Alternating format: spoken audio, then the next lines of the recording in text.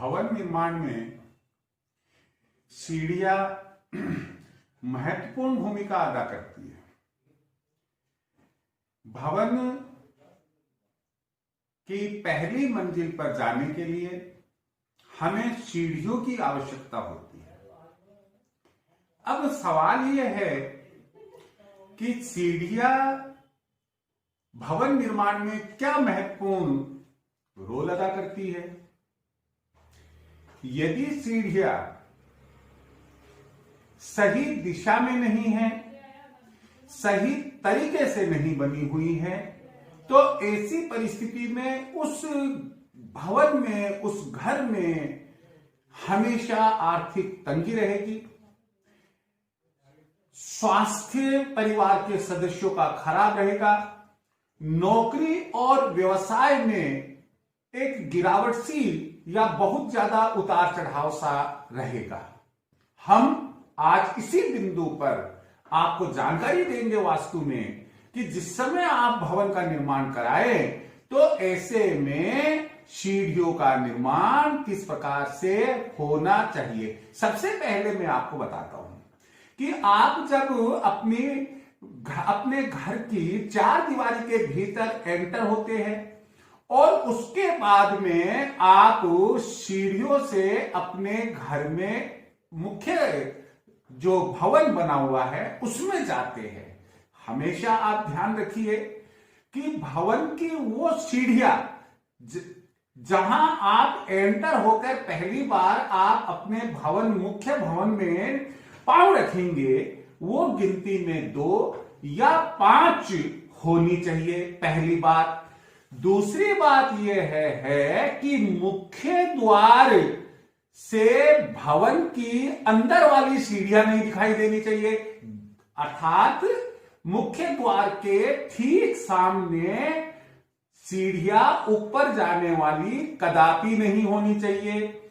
अभी अभी मैंने एक चीज बताई कि मुख्य द्वार जो आपका बाउंड्री वाला द्वार है उससे आप भीतर आते हैं और भीतर जो 2 या 5 सीढ़ी आपने बनवाई है, सामान्यतया 2 सीढ़ी ही पर्याप्त होती है, उन सीढ़ियों पर चढ़कर आप बारामदे में जाते हैं।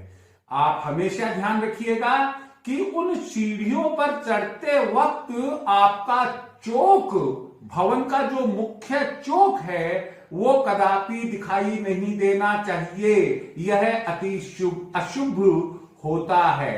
अब हम भवन के भीतर बनने वाली सीढ़ियों पर आते हैं कि जो ग्राउंड फ्लोर यानी कि जो पहली मंजिल, जिसे हम धरातल पर बनने वाली पहली मंजिल कहते हैं, उस पहली मंजिल से आप जब ऊपर जाते हैं तो भवन में सीढ़ियां कहां होनी चाहिए।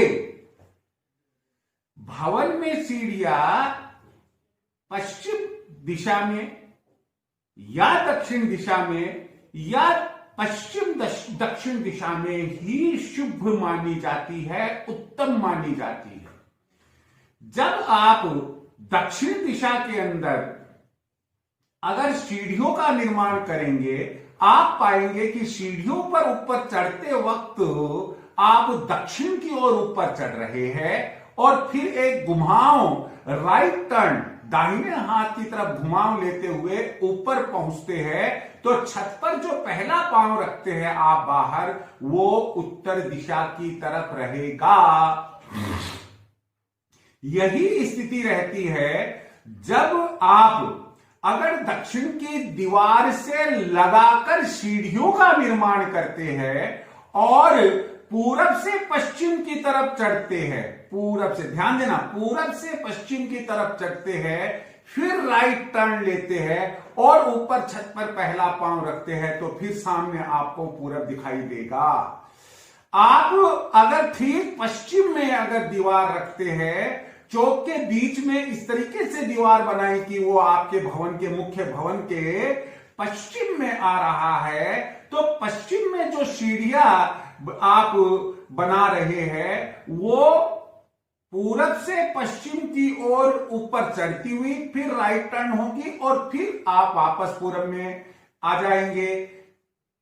आप नैतिक त्रिकोण यानी कि दक्षिण पश्चिम में भी सीढ़ियों का निर्माण कर सकते हैं। ये 3 दिशाएं मैंने आपको बताई है कि जहां पर सीढ़ियों का निर्माण उत्तम नहीं बल्कि अति उत्तम होता है। साउथ वेस्ट में सीढ़ियों का निर्माण एक प्रगति को दर्शाता है, प्रगति लिए हुए होता है। कभी भी आप ईशान कोण में सीढ़ियों का निर्माण ना करवाएं। अगर सीढ़ियों का निर्माण आपने ईशान कोण में करवाया तो आर्थिक नुकसान होगा, स्वास्थ्य का नुकसान होगा, नौकरी और व्यवसाय में लगातार हानि का सामना ही करना पड़ेगा। अब हम ये चीज पर आते हैं कि जो सीढ़ियां आप निर्माण करवा रहे हैं उसमें निर्माण करवाते वक्त हमें वास्तु के हिसाब से क्या सावधानी रखनी चाहिए। अगर हम बढ़िया वास्तु चाहते हैं तो हमारे ग्रंथों में ये लिखा हुआ है और पुराने विद्वान वास्तुशास्त्री ये कहते हैं कि हर सीढ़ी के नीचे चांदी का तार या चांदी का सिक्का रखा जाना चाहिए। वापस मैं रिपीट कर रहा हूं कि हर सीढ़ी के नीचे चांदी का तार या चांदी का सिक्का रखा जाना चाहिए, वह अति उत्तम होता है। दूसरी बात यह है कि सीढ़ियों का निर्माण ऊपर जाते वक्त हमेशा राइट टर्न अर्थात दाहिने घुमाव वाला ही होना चाहिए, बाएं घुमाव वाला नहीं होना चाहिए। अगली बात यह है कि आप सीढ़ियों का निर्माण करें तो भाई सीढ़ियों की गिनती भी कर लो। पुराने लोग कहते हैं पहली सीढ़ी यानी कि 1 संख्या इंद्र की होती है, 2 संख्या अन्न जन और धन, इस तरीके से ये 3 मानी जाती है। तो आप जब सीढ़ियों का निर्माण करते हैं उन सीढ़ियों की संख्या में आप 3 का भाग दे और फिर शेष 2 बचना चाहिए। जैसे मैं उदाहरण के रूप में लेता हूं, अगर हम 14 सीढ़ियां बनाते हैं तो 14 में 3 का भाग देने पर शेष 2 बच जाएगा। 17 सीढ़ियां बनवाते हैं तो 3 का भाग देने पर 3 पंचो 15 यानी कि 2 शेष बच जाएगा। यदि आप 23 सीढ़ियों का निर्माण करवाते हैं तो ऐसी परिस्थिति में भी आपके पास में शेष 2 बचेगा। तो सीढ़ियों का निर्माण संख्या में इस प्रकार होना चाहिए कि शेष 2 बचे। यहां जो सर्वश्रेष्ठ संख्या है वह होती है प्राइम नंबर, यानी कि वह संख्या जिसमें केवल 1 का और स्वयं संख्या का भाग जाता है और 3 का भाग देने पर जिसमें 2 शेष बच जाए, ऐसी प्राइम संख्या रखनी चाहिए। 17 ऐसी ही संख्या है, 23 ऐसी ही संख्या है, 29 ऐसी ही संख्या है। आप इन चीजों को ध्यान में रखें।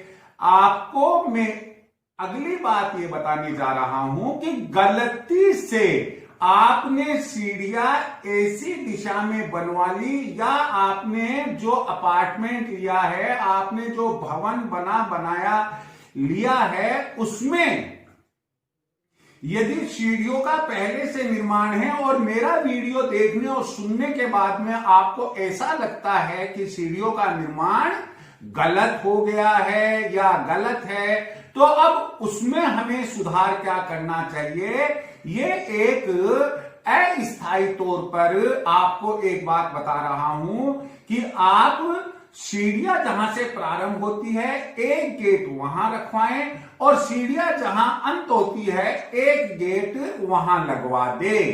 यह इसका तोड़ है। ऐसा करने से आपकी अशुभता सीढ़ियों से संबंधित जो है वह कम हो जाएगी। हां, यहां आप 2 बातों का अवश्य ध्यान रखें। पहली बात यह है कि आप कभी भी जूता चप्पल रखने का स्थान सीढ़ियों के नीचे ना बनवाएं।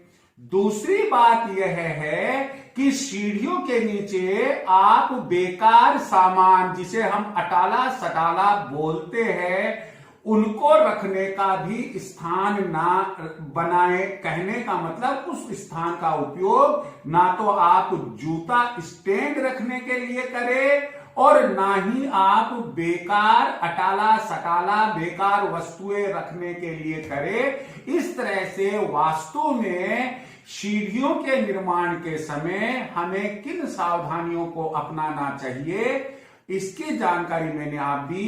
एक छोटी सी कहावत पुराने वास्तुशास्त्रियों ने दी है और वो ये है कि जाके सामने नाड़ बीके सिर पर काड़। इसका मतलब होता है कि मुख्य द्वार के सामने नाड़ यानी कि सीढ़ियां यदि होती है, वो चाहे सही दिशा में ही क्यों ना हो, वह मुखिया व्यक्ति, वह परिवार हमेशा मानकर चलिएगा कि बर्बाद ही होगा, उसके आबाद होने का कोई भी चांस नहीं है।